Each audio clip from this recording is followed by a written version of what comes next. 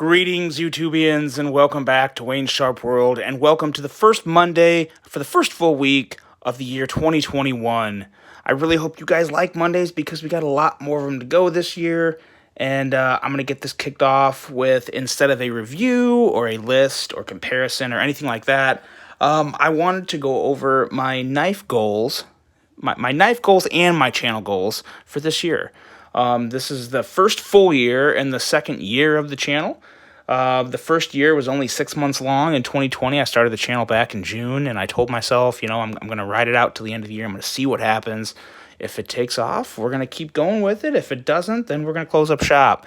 And the response and acceptance I've got from the knife and EDC community, I can't thank you guys enough. So there's obviously no shutting down shop. There's no going back from here.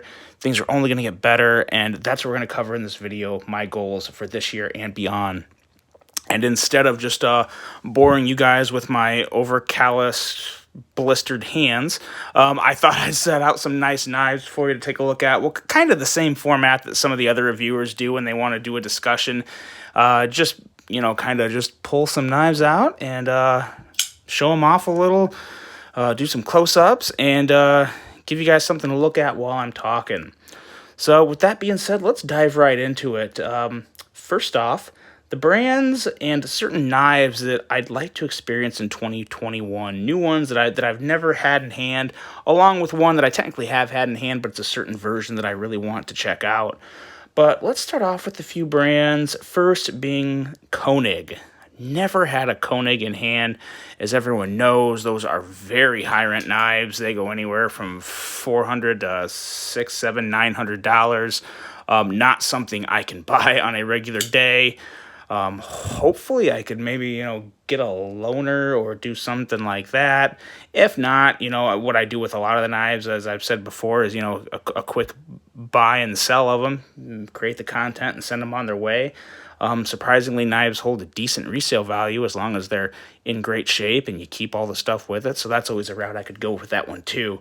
But the Konigarius is one I definitely want to check out. I've had so many people just absolutely rave about their... not going to try and do that anymore and embarrass myself.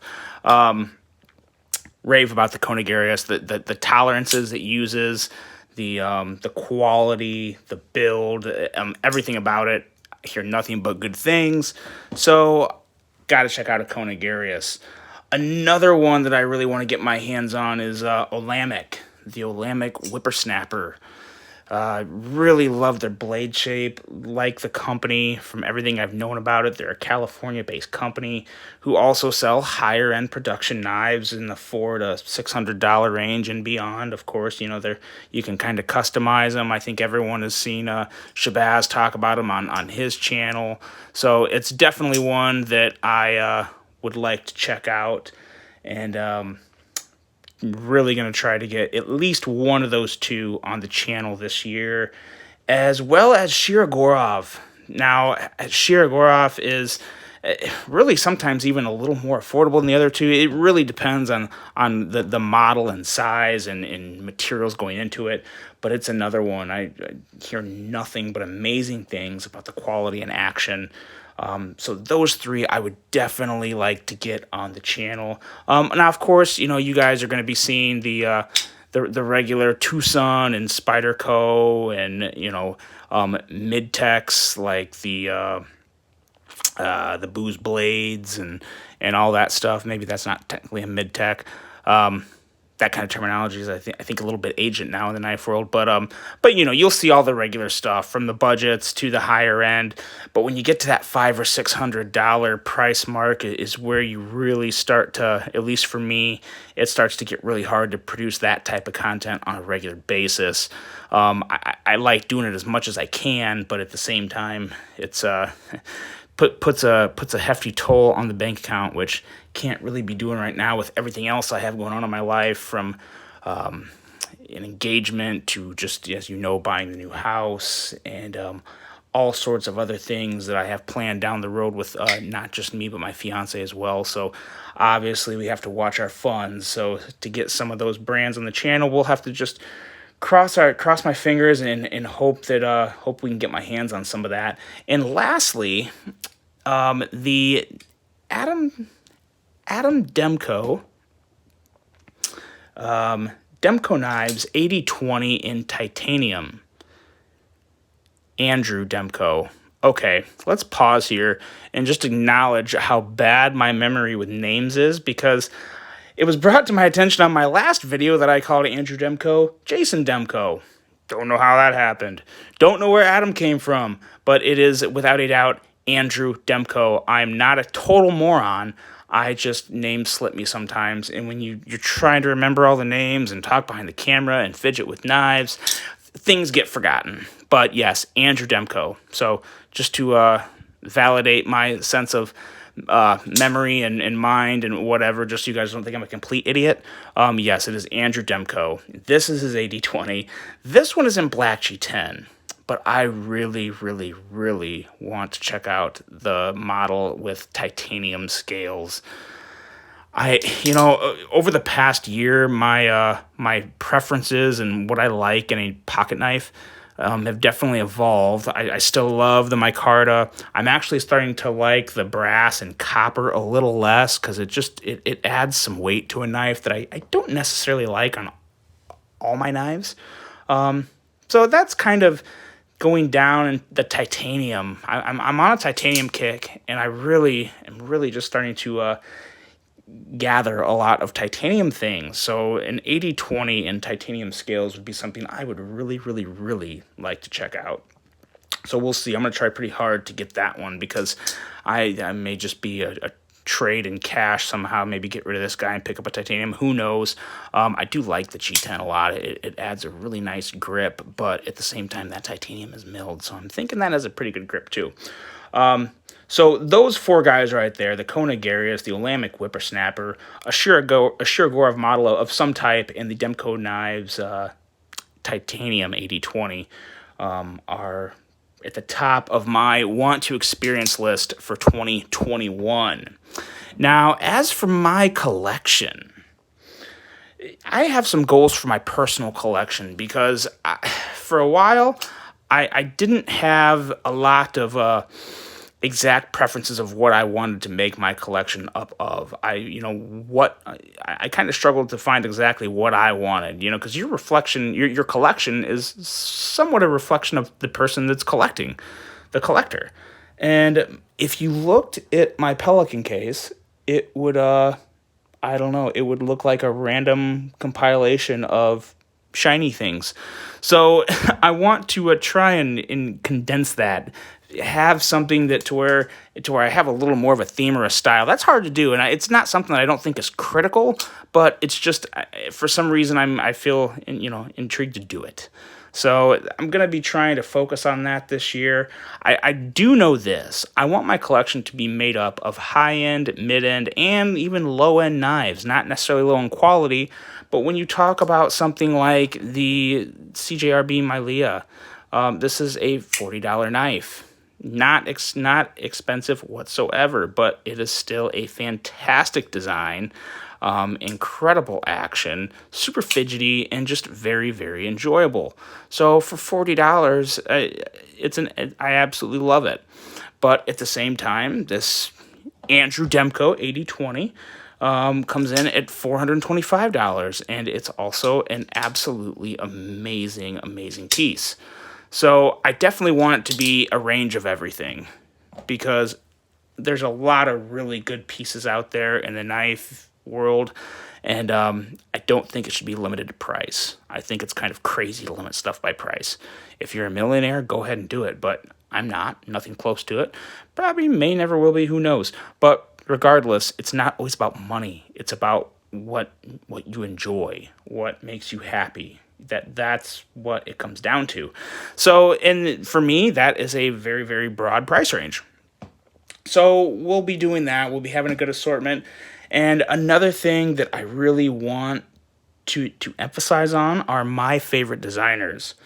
And with that being said, we're going to pull a few off the table here, and we're going to talk about some of my favorite designers real quick. Not talk about them, just kind of list them. Jesper Voxness, definitely one of my top four favorite designers. I got four designers here listed, that the first four that always come to mind. And, Jesper Voxness being one of them. Of course, Andrew Demko being another one. And then also we have Ray Laconico. Ray has teamed up with Monterey Bay Knives. This is a design of his released by Kaiser. But Ray and Monterey Bay Knives have been killing it the past really couple years. Last year especially, but really once they hit the scene, they came out with what I thought were absolutely amazing designs. A lot of their designs sell out pretty quick. They do second runs and whatnot, but they're very hot. So if you're not following them, you definitely want to follow them on Instagram. Keep tabs on their website because they have some incredible releases coming up. That's Monterey Bay Knives, and specifically one of the designers, Ray Laconico, one of my favorite designers. So I plan on getting a little more of his work in my collection. And last, but certainly not least, Enrique Pena. He has some of the most attractive front flippers that I've ever seen. Very nice in size, very good in hand, very, very, very high quality knives coming out of Riot, and they're just absolutely fantastic.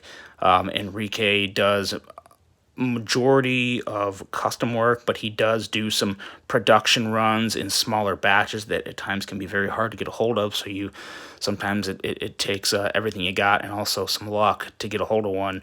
But the X Series front flippers are just absolutely fantastic. I know he's got more of those coming this year. And I think if for anyone that likes front flippers, or just enjoys Enrique's work in general, you should definitely be checking out one of these because they are just absolutely fantastic. And really, for the quality of materials, $274 is really not that bad for what you're getting. So there you go. There's my designers. So I definitely want an emphasis on these four guys in my collection and build upon that. But then also I want to keep an open mind. I don't want to be narrowed to just those four guys because you have companies like ProTech who, after coming out with this amazing button lock Malibu, I'm certain there's going to be more front flippers from them, or button locks from them, and a front flipper would be sweet too. ProTech really should make a front flipper with a button lock. That would be absolutely killer, and it would just sell like crazy. Who knows? Maybe they will. I sure hope they do. But ProTech, obviously, you don't have to be very, it doesn't really come down to being narrow-minded. ProTech, I think, is universally loved by everybody. They're a fantastic made-in-America brand. But that's kind of my collection. Refine, focus, and build. And I'm going to be excited to see what it looks like at the end of the year. I think at some point this year, I've had a lot of people ask me for it. I haven't done one yet. But later this year, I probably will do a state of the collection for my personal collection, show you guys what I got. I know everyone loves to see them. Sometimes I just don't like, throwing everything that I got out there because, everyone collects at different levels. Everyone has, their idea of what a good collection is, and I don't want to try and change that for anyone, but it is what I like. So I think I will share that with you guys at some point this year. And another huge goal on my list of things to do this year, and that is grow the channel. I just want to grow the channel more and more. My goal last year was to get to 1,000 subscribers by the end of the year, and I got to 2,900, I believe, just over 2,900, or right around 2,900 at the end of the year. That was unbelievable. Obviously, a lot more than I expected. So I don't know if I really have a number goal this year. I think a safe number would be, I guess I would like to get to 7,500 this year.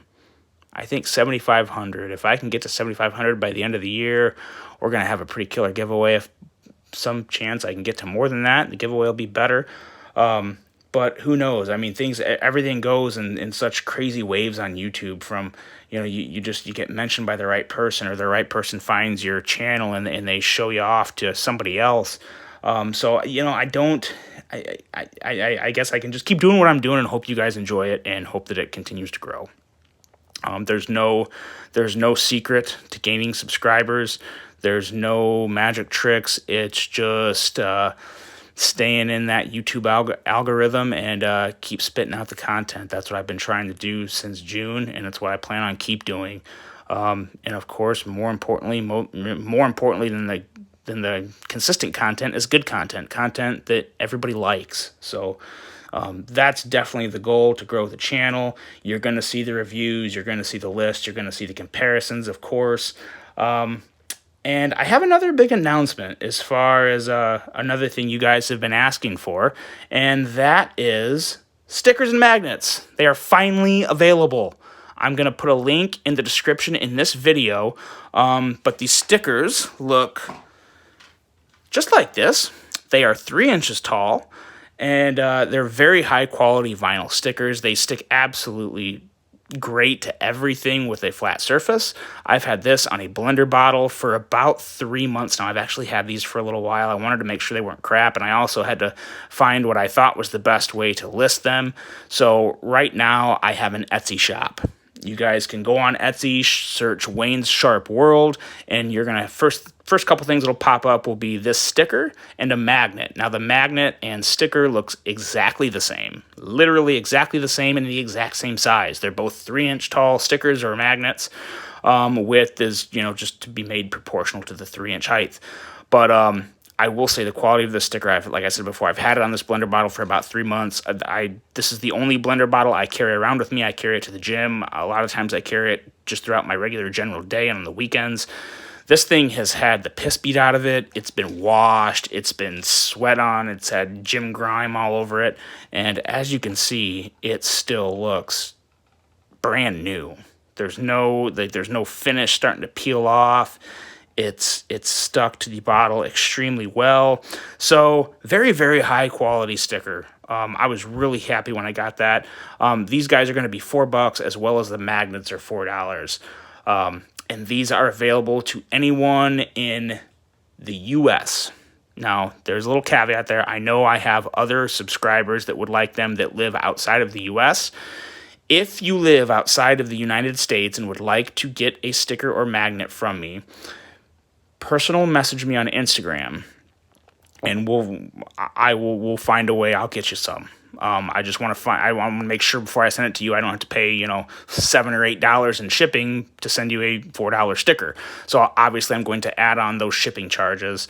If you guys buy them from the Etsy shop, it's going to be a 75% or 75 cents add-on for shipping, and that's basically just the stamp and the envelopes. I'm going to put them in, and I'll make sure they get to you guys to where they're not creased or torn up. They're going to get to you in good shape. So there you go. Those are on Etsy. I'm really excited to see exactly how many of them sell. The fact that I had, a few people ask me for them initially kind of blew my mind, and then more and more people asked for them. So, again, it goes back to thank you guys. But they are available. They're on Etsy. There will be a link in the bottom of this video for stickers and magnets. And like I said, if you live outside of the U.S., if you live in Canada or Australia or Europe or anywhere else in the world, shoot me a message on Instagram, and I'll make sure you guys get some. I don't want to leave you guys out. So just shoot me a message, and we'll figure it out. But also, please bear with me. I'm busy, as you guys know. I travel a lot for work, so I'm going to try and send these out in weekly batches. There are some times where I'm gone for 2 weeks at a time. It's kind of rare, but it does happen. So just going to try and be as timely as I can, but I will also keep you guys updated on that as well. So stickers and magnets on at Etsy.